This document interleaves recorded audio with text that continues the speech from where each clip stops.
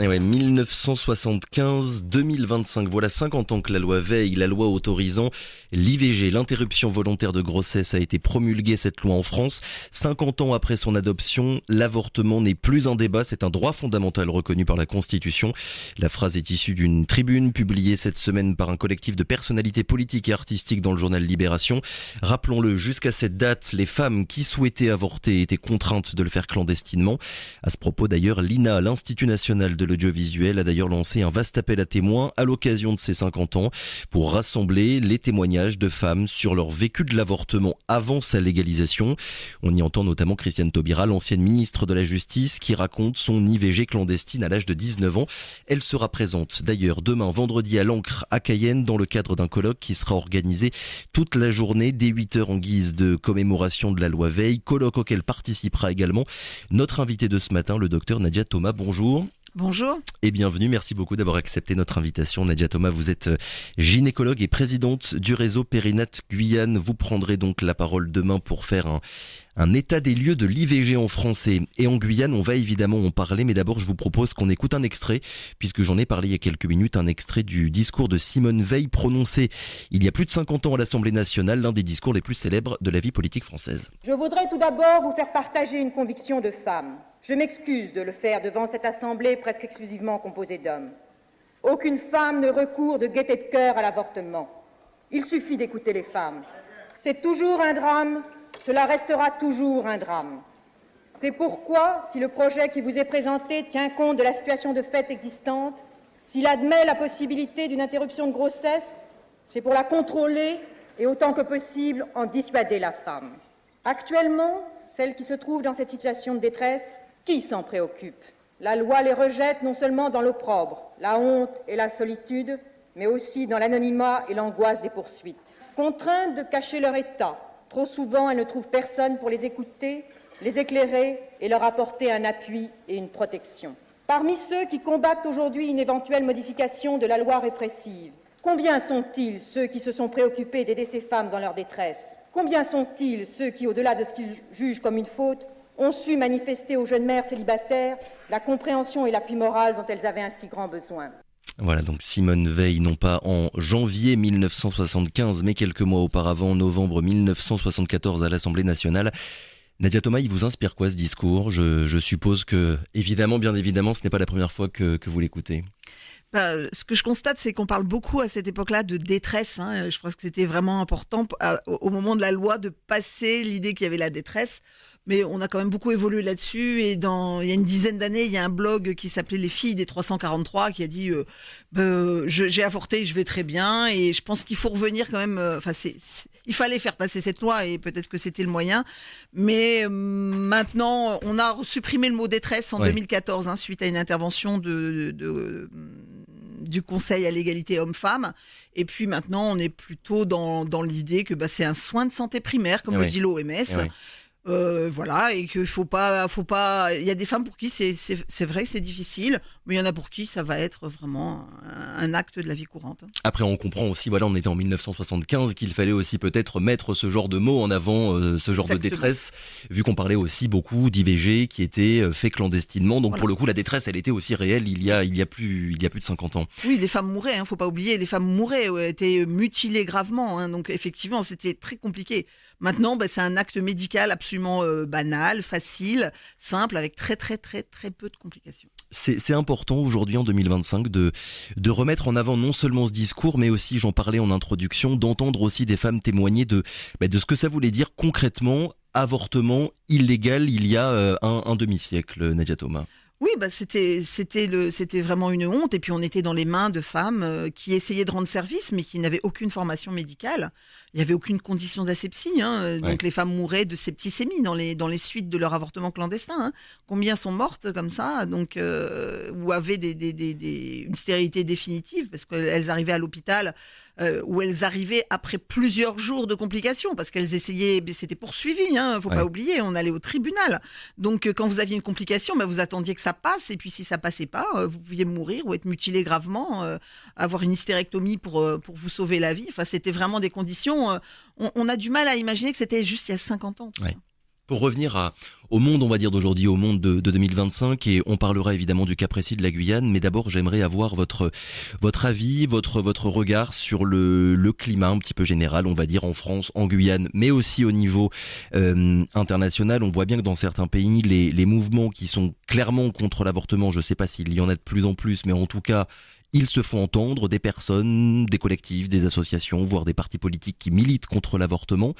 Est-ce que ça vous inquiète et est-ce qu'il faudrait avoir, comment dire ça, une position aussi offensive par rapport à ce discours-là ? Oui, il y a une phrase de Simone de Beauvoir, je suis désolée, je ne peux pas la citer vraiment dans le texte, mais qui grave. dit que les droits des femmes peuvent être mis en question tout le temps. Et assez Et rapidement. c'est pas parce qu'on a un acquis qu'il faut s'endormir. Il faut toujours être vigilante, et c'est ce qu'elle dit à la fin de cette phrase, il faut toujours être vigilante. Oui. Donc on le voit, hein, il y a une montée des populismes. Et on le voit aux États-Unis, une remise en cause du droit à l'avortement. En 2022, la jurisprudence Roe contre Wade a été abolie. Et donc, c'est plus un droit fédéral. Hein, aux États-Unis, c'était plus un droit fédéral. Donc, Ça veut dire qu'il y a des États, voilà, aux chaque États-Unis. État décide. Ouais. Et donc, il y a des États qui ont immédiatement aboli le droit à l'avortement dans l'État. Il y a des femmes qui doivent traverser le pays pour aller faire un avortement aux États-Unis. Et là, l'arrivée de Donald Trump, qui est ouvertement anti-avortement, c'est grave. Plus près de nous, on a Milei en Argentine. Hein. L'Argentine a légalisé l'avortement en 2020. Et là, l'arrivée de Milei, il remet en question cette légalisation. Donc, on est dans un environnement d'Amérique du Sud où 97% des femmes vivent dans un pays où il n'y a pas de droit à l'avortement. Et donc avec des connexions, là pour le coup, pour parler plus précisément de la Guyane, des connexions militantes parfois, c'est ce que vous constatez entre la Guyane et l'Argentine, la Guyane et les États-Unis. Il y a des choses un petit peu poreuses pas ou vraiment pas. de connexion, puisque nous, Ouais. on est finalement dans le cadre français où on a des droits, et Ouais. puis on est entouré de pays où il n'y a pas de droits. Hein. En Amérique du Sud, il n'y a que le Guyana, l'Argentine et la Colombie, et nous. Hein. Sur le cas précis de la Guyane, Nadia Thomas, les derniers chiffres qu'on a sont ceux de 2023, près de 4000 IVG réalisés. La Guyane est la région française qui recourt le plus à l'IVG. Le taux officiel, c'est 46,7 IVG pour 1000 femmes.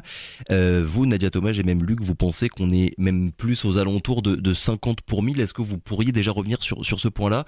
Qu'est-ce qui vous fait penser qu'il y a peut-être certaines données qui passent encore sous les radars ?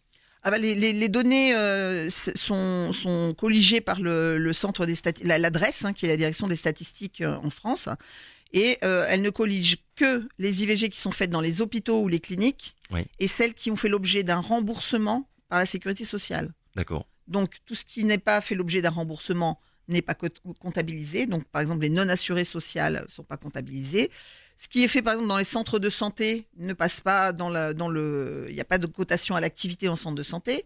Et ce qui est fait également dans les centres de santé sexuelle souvent n'est pas remboursé. Donc il en manque. Et est-ce que, comment dire, on arrive peu à peu à avoir une idée un petit peu plus précise d'un point de vue statistique de combien d'IVG il y a en Guyane, là où je crois que c'était il y a quelques années, pour le coup le nombre était largement inférieur, mais d'après ce que j'ai compris, c'est parce que on récoltait aussi moins finement les données. Est-ce que vous pourriez revenir Oui, là un petit peu sur maintenant, ce point ? c'est vrai qu'il y avait des praticiens qui ne faisaient pas de retour D'accord. de leur activité. Donc maintenant, comme c'est compté à partir des remboursements sécurité sociale, c'est assez fiable quand même hein, pour tout ce qui concerne le monde libéral. Oui. Hein, mais auparavant, il ne faut pas oublier qu'il y a 10 ou 15 ans ici, il y avait des praticiens qui ne donnaient pas la feuille de soins. Donc la dame ne se faisait jamais rembourser. D'accord. Hein, et puis le praticien considérait que déjà il lui avait rendu service en faisant un avortement, mais donc elle avait qu'à payer. Et donc il y avait cette idée aussi chez certains professionnels de santé. Donc maintenant, on a changé un petit peu. On a eu l'arrivée des sages-femmes, hein, surtout en libéral maintenant, qui depuis 2016 ont le droit de faire des IVG médicamenteuses. Et donc ça a vraiment changé la donne. C'est le plus souvent des jeunes femmes, et donc elles ne sont pas dans cette vision un peu punitive. Donc on a quand même des retours par la sécurité sociale, et puis maintenant aussi les hôpitaux, c'est beaucoup mieux organisé, l'informatique médicale, et donc on va vers des statistiques de plus en plus fines quand même. Donc ça ne veut pas dire qu'entre 2017 et 2023, il y a eu une explosion du nombre d'IVG en Guyane, c'est simplement que les chiffres sont meilleurs que ceux d'il y a Voilà, une petite dizaine d'années. le recueil des chiffres est meilleur. Dans tous les cas, que ce soit 40 ou 50 IVG pour 1000 femmes, les chiffres sont largement, c'est ce que je disais, hein, largement supérieurs à ceux observés au niveau national. La moyenne nationale, c'est 16,7 pour 1000, donc on est à peu près sur des taux qui sont 3 fois supérieurs. Déjà, est-ce que ça a du sens à vos yeux, Nadia Thomas, de comparer comme ça tel territoire à tel autre, vu l'étendue des différences sociales, culturelles entre l'Hexagone et là pour nous la Guyane, mais on pourrait dire la même chose aussi pour Mayotte et la Guadeloupe qui ont des taux de recours à l'IVG qui sont très importants. Alors Mayotte, non, ils font très peu d'avortements. Ah, pour les mineurs, alors c'est important, il me semble, Ouais. pour Mayotte, ouais, c'est ça. Et la Guadeloupe, oui aussi, un taux d'avortement extrêmement important. Ben, c'est important de se comparer quand même aux autres. Hein. Donc le comparatif, il est fait tous les ans par l'adresse sur l'ensemble des régions de France. Et effectivement, les régions d'outre-mer ont toujours les taux les plus élevés. Et la Guadeloupe et nous sommes toujours dans le haut du panier. Ça pose question, et notamment pour les mineurs. Hein, on est avec des taux 5 fois plus. Hein. C'est 5 pour 1000 en métropole, c'est 22 pour nous, 22 pour 1000 femmes mineures. Donc c'est vrai que ça interroge sur ces taux. Après, ça veut dire aussi en creux que les femmes arrivent à avoir leurs avortements, qu'elles ont un bon accès à l'avortement puisqu'elles s'en servent. Donc ça, c'est plutôt rassurant. Et c'est vrai qu'aussi, elles font des IVG plutôt précoces ici. Hein, elles arrivent assez précocement, ce qui n'est pas forcément le cas partout, puisque en France métropolitaine ou dans d'autres départements d'outre-mer, l'accès n'est pas facile. Hein, et vous avez des femmes qui vont errer pendant un mois et demi avant de trouver un rendez-vous. Donc ici, on a quand même un accès assez facile. Donc ça, c'est plutôt une bonne chose, mais ça pose la question de l'accès à la contraception qui, lui, ne semble pas forcément bien compris et qui nécessiterait effectivement du travail, d'information. On reviendra évidemment dans quelques minutes sur le sujet de la contraception parce que c'est un des sujets centraux finalement dans toute cette affaire-là. Ça fait maintenant plusieurs années que vous travaillez en Guyane, Nadia Thomas. Vous avez participé, c'est ce que vous me disiez juste avant d'entrer en studio, à la création du centre de planification. C'était il y a une quinzaine d'années. Quand vous comparez cette époque-là à celle d'aujourd'hui, est-ce que vous constatez des changements peu à peu ou bien il y a encore un travail presque de militante, j'ai envie de dire, de votre part à faire ? Il y a toujours du travail, hein. Il y a beaucoup de résistance dans la population, beaucoup de tabous, c'est quelque chose dont on ne parle pas. Moi je me souviens quand on a monté le centre de planification, hein, maintenant ça s'appelle des centres de santé sexuelle, mais à l'époque c'était des centres de planification. On va peut-être juste rappeler ce à quoi ça sert. Alors ce sont des centres, c'est gratuit, hein, l'accès est libre pour les femmes, quel que soit leur âge, leur statut social, hein, on n'a pas besoin d'avoir une couverture sociale, on peut y aller. Et donc on peut faire de la contraception, de l'avortement et de la lutte contre les infections sexuellement transmissibles. Et donc, je vous ai coupé, vous étiez en train de vous souvenir de quelque chose finalement lors de la création de ce centre. Je me souviens que sur l'affiche qu'on a montée, l'infographiste de la CTG, puisque le centre de santé sexuelle de Cayenne, c'est la CTG, n'a jamais voulu mettre le mot avortement. Alors que, j'arrêtais pas de lui dire, c'est ce qu'on va faire, ça va être 75% de notre activité l'avortement. Il n'a jamais voulu mettre ce mot avortement sur l'affiche. Il a consenti à force de persuasion à mettre IVG, mais il n'a jamais voulu, comme si le mot avortement était un gros mot. Donc oui, vous me parlez du militantisme, on y est toujours. Maintenant, la situation a quand même évolué. D'abord parce que les sages-femmes ont un peu eu des compétences supplémentaires et depuis une quinzaine d'années, elles ont des compétences en contraception. En matière d'avortement, elles peuvent faire des avortements médicamenteux et maintenant elles peuvent même depuis 2022 faire des avortements chirurgicaux. Donc ça évolue, ça change et l'arrivée de ces nouveaux professionnels dans ce champ de l'orthogénie a beaucoup changé les choses. Qui sont surtout des femmes.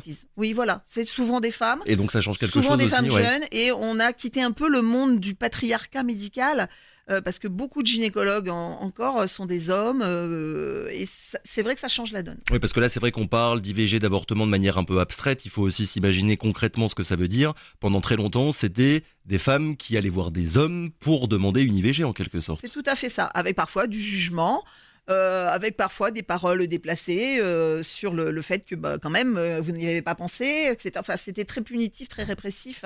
Et donc là maintenant on essaye d'être dans la bienveillance et le non-jugement. Donc ça change. Et le fait d'avoir des jeunes femmes en face de soi qui sont peut-être plus compréhensives, ça a beaucoup changé les choses et je pense que c'est une excellente avancée. Mais comment dire ça, et c'est ce que vous disiez un petit peu il y a quelques minutes, l'avortement reste encore aujourd'hui pour certaines personnes un gros mot. Ah oui, clairement. Ouais. Clairement, le mot avortement, personne ne veut parler. IVG, ça passe mieux. Ok.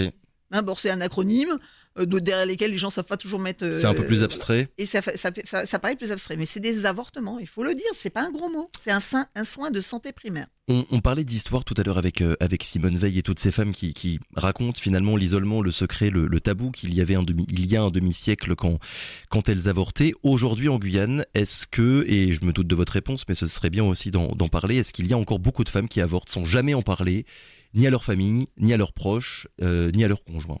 Oui, bien sûr. Hein, ça reste marqué par le tabou, par une certaine culpabilité, etc. Et puis c'est vrai que parfois certaines équipes sont culpabilisantes. Hein, et et culpabilise les femmes, y compris celles qui ont une contraception des fois qui a échoué. Hein. Donc tout peut arriver, mais ça reste effectivement très tabou. Et la plupart des mineurs, notamment, sont dans le secret. À peu près les 3/4 des mineurs sont dans le secret par rapport à leurs parents. Par peur que leur père, leur mère finalement les démotivent, voire leur interdisent de se faire avorter alors que c'est leur désir et leur souhait. Oui, il y a Ouais. ça, mais il y a aussi la peur de représailles, parce que dire qu'on est enceinte, c'est dire qu'on a une sexualité. Mm. Or, nous, adultes, on a du mal à admettre la sexualité des autres, hein, la sexualité des handicapés, des personnes âgées, des adolescents, ne sont pas des sexualités légitimes. Seule est légitime la sexualité des adultes. Est-ce que ce qui rend aussi ce sujet difficilement abordable par la société de manière générale, c'est que ça touche finalement à plein de sujets qui sont tabous. Vous avez parlé de la religion, on a parlé de la sexualité, on a parlé aussi des relations entre les hommes et les femmes. Ça fait appel à beaucoup de choses finalement qui trimballent avec elles leur lot de complications. C'est une des explications qui fait finalement qu'aujourd'hui encore ça reste difficile d'en parler. Oui, ça reste difficile. Il y a aussi tout un aspect de violence sexuelle qu'il Ouais. ne faut pas nier non Bien sûr. plus.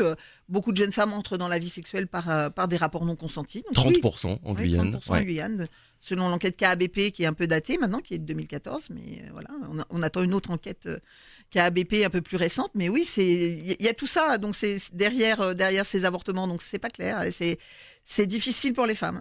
Alors, sur la contraception, Nadia Thomas, au niveau national, 3/4 des IVG concernent des femmes qui utilisent déjà une méthode contraceptive. 3/4 quand même, c'est assez considérable. Est-ce que pour la Guyane, vous arrivez à savoir et à connaître la part de femmes qui ont un accident de contraception finalement et qui doivent recourir d'une manière ou d'une autre à l'IVG ? Alors on a que des études malheureusement non publiées, mais tout ce qu'on a colligé pour le moment sur les IVG via le réseau Périnat, on demande à chaque fois aux professionnels de nous dire est-ce que la personne était sous contraception, et en gros non, c'est l'inverse pour nous, on est plutôt sur 3/4 de femmes qui n'ont aucun moyen de contraception. Donc le premier combat avant même de parler d'IVG, d'accès à l'avortement, c'est vraiment de rendre la contraception, le recours à la contraception beaucoup plus important en Guyane. Oui, je pense que c'est notre combat. On ne pourra pas Ouais. faire baisser le nombre d'avortements. Et moi, je ne tiens pas spécialement à faire baisser le nombre d'avortements. Je trouve que si les femmes y ont recours, c'est qu'elles en ont besoin. Mais c'est vrai que ça interroge sur le fait que y a une méfiance, il y a un manque d'information, il y a des difficultés à obtenir une contraception efficace ou parfois à garder cette contraception. On voit beaucoup de femmes qui commencent des moyens de contraception, qui arrêtent. D'accord. Et c'est peut-être ça aussi, le fait qu'il n'y ait pas assez de professionnels de santé, que quand on a un incident avec sa contraception, plutôt que d'arrêter, on va voir un professionnel pour essayer de changer, pour adapter. Mais en fait, là, non, souvent la réponse est j'arrête tout et puis je ne prends plus rien. Mais ce trop faible recours à la contraception, là on parle de grossesse, mais on pourrait aussi parler des MST, c'est à peu près la même chose qui est dite sur le fait que trop peu de personnes en Guyane utilisent un moyen de contraception. Est-ce qu'il y a de vraies pistes de réflexion pour faire en sorte qu'à terme, ce recours à la contraception, il augmente et il augmente vraiment de manière significative? Ah oui, Ouais. on fait des choses, hein, mais le problème de la Guyane, c'est qu'on manque cruellement de professionnels. Ouais. Donc il y a une grosse piste qui est celle du scolaire.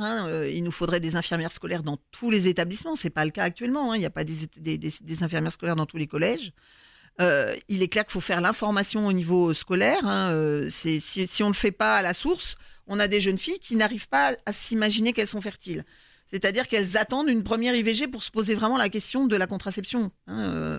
C'est pas simple, hein, quand on est jeune, on a du mal à anticiper. C'est le propre de l'adolescent de ne pas réussir à anticiper. Ouais. Sinon, quand on arrive bien à anticiper, planifier tout, organiser, penser à ce qui pourrait ne pas aller, ce qui pourrait déraper, c'est parce qu'on est déjà un adulte.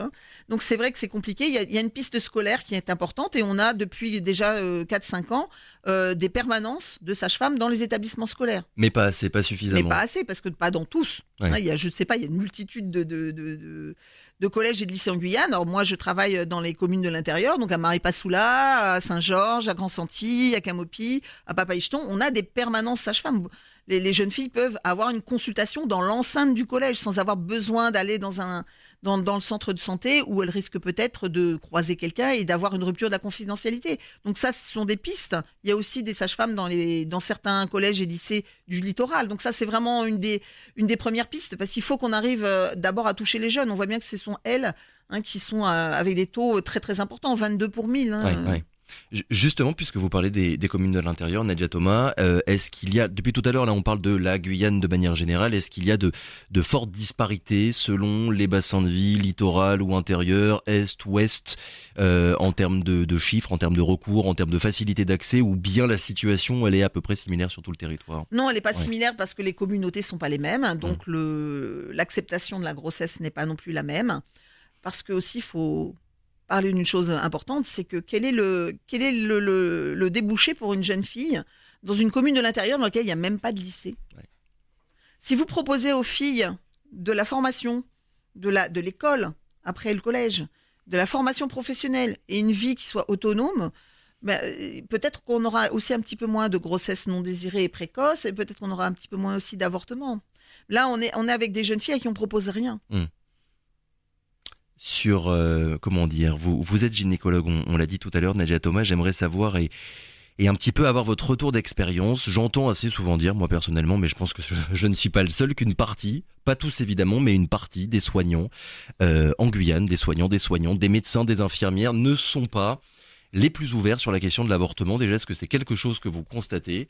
Et est-ce que ça peut aussi freiner, à l'échelle de toute la Guyane, l'accès à l'avortement? Ah oui, bah c'est clair qu'on a des soignants qui sont résolument contre. Ça, c'est une vraie problématique, hein, parce qu'il y en a quand même pas mal. Maintenant, il y a aussi des soignants qui font de l'avortement, mais c'est pas facile pour quelqu'un de savoir à qui s'adresser. Oui. Et le problème ici, c'est que l'information a du mal à circuler. Et comme il y a le tabou d'en parler, ben, c'est pas facile de trouver le bon professionnel. Certaines femmes vont errer pendant plusieurs semaines. Hein, j'en ai vu qu'hier. Et puis, il y a des professionnels qui sont pas toujours honnêtes.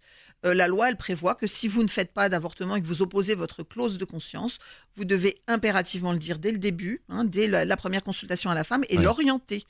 En fait, on voit beaucoup de manœuvres dilatoires où on voit des professionnels qui demandent des contrôles de bêta-HCG, c'est-à-dire des contrôles biologiques de tests de grossesse dont il n'y a pas besoin, des échographies répétées, tout ça, ça fait perdre du temps et on se retrouve des fois avec des dames, ça fait 5 à 6 semaines qu'elles font des contrôles et le praticien ne leur a jamais dit qu'il ne ferait pas l'avortement. Ça veut dire que la communauté médicale guyanaise, finalement, est à l'image de la société guyanaise avec des divergences de points de vue selon sa culture, sa religion, son rapport aussi politique, finalement, à toutes ces questions-là. Tout à fait, mais bon, tout ça, ça s'apparente à ce qu'on appelle le délit d'entrave. Hein, Ouais. donc voilà. Mais le problème, c'est que le praticien doit véritablement, dès la première consulte, orienter vers quelqu'un qui va faire le geste. C'est facile ou pas, aujourd'hui, en 2025, d'avoir accès à l'avortement quand on est une femme, peu importe que l'on habite à Cayenne, Saint-Laurent ou Maripasoula? Ah bah, c'est moins facile quand on habite à Maripasoula, c'est clair. Hein. Ouais. Quand vous habitez à Maripasoula, il n'y a pas de bloc opératoire, donc vous n'aurez pas accès à une IVG chirurgicale. Hein, si vous voulez une IVG chirurgicale, il va falloir aller à Saint-Laurent ou à Cayenne. Donc par contre, on fait du médicamenteux dans les communes de l'intérieur. Donc oui, il y a quand même de l'accès, mais le choix de la patiente de la technique, qui normalement, c'est son choix, en fait, repose beaucoup sur la disponibilité des moyens. Et comme nous sommes peu de professionnels de santé, ben, quand on vous dit vous pouvez avoir votre interruption de grossesse à Maripasoula en méthode médicamenteuse, sinon c'est Cayenne ou Saint-Laurent, ben, effectivement, le choix, il n'y a plus de choix. Hein. Clairement, la patiente, elle va opter pour ce qui va être sur place. Donc oui, c'est compliqué. Il y a des énormes poches de zones blanches, hein, notamment sur le littoral. Quand vous habitez Irakubo, Mana, ben, il va falloir aussi vous déplacer. Donc on sait bien qu'ici, on a des contraintes avec le déplacement. Il y a peu de moyens de transport, c'est compliqué. Il y a donc du renoncement aux soins. Dernière question, Nadia Thomas. On en parlait en introduction, j'en parlais en introduction tout à l'heure, ce colloque qui sera organisé du coup demain à l'Ancre toute la journée. Qu'est-ce qu'il y a de prévu? Quels intervenants pour dire quoi et surtout à destination de quel public? Alors, c'est destination de tout public, hein, que ce soit des professionnels ou le grand public. Madame Christiane Taubira nous fait l'honneur d'être notre grand témoin et donc là on est extrêmement fiers et très très honorés de sa présence. Oui. Et puis il va y avoir un programme assez riche, hein. On va revenir sur l'histoire, on va revenir sur la situation un peu internationale, parler des chiffres, hein, puisqu'il faut parler un peu des choses qui fâchent. Et puis on va avoir également deux sessions, une session sur les réseaux sociaux et l'accès à l'information sur l'avortement. Oui. Et une Oui, session. on parlait d'information, c'est vrai que l'information Oui. sur les réseaux sociaux, c'est un vrai sujet. C'est un vrai aujourd'hui, hein. sujet, Ouais. surtout que maintenant c'est devenu le mode d'information numéro 1 des jeunes. Et puis une session qui s'appelle Se penser fertile à l'adolescence, où il y aura des intervenants du rectorat, de l'ARS, de Guyane Promo Santé, de la CTG, donc un programme assez riche avec une quantité de métiers, pas que des professionnels de santé, mais aussi des anthropologues, des journalistes. Et voilà, ça va être un programme très, très, très, très riche. C'est à l'Ancre de 8h à 17h. Merci beaucoup d'avoir été avec nous ce matin, Nadia Thomas. Je le rappelle donc, gynécologue et présidente du réseau Périnate Guyane, pour parler donc de ces 50 ans de la loi Veil que l'on fêtera officiellement vendredi 17 janvier. Merci beaucoup.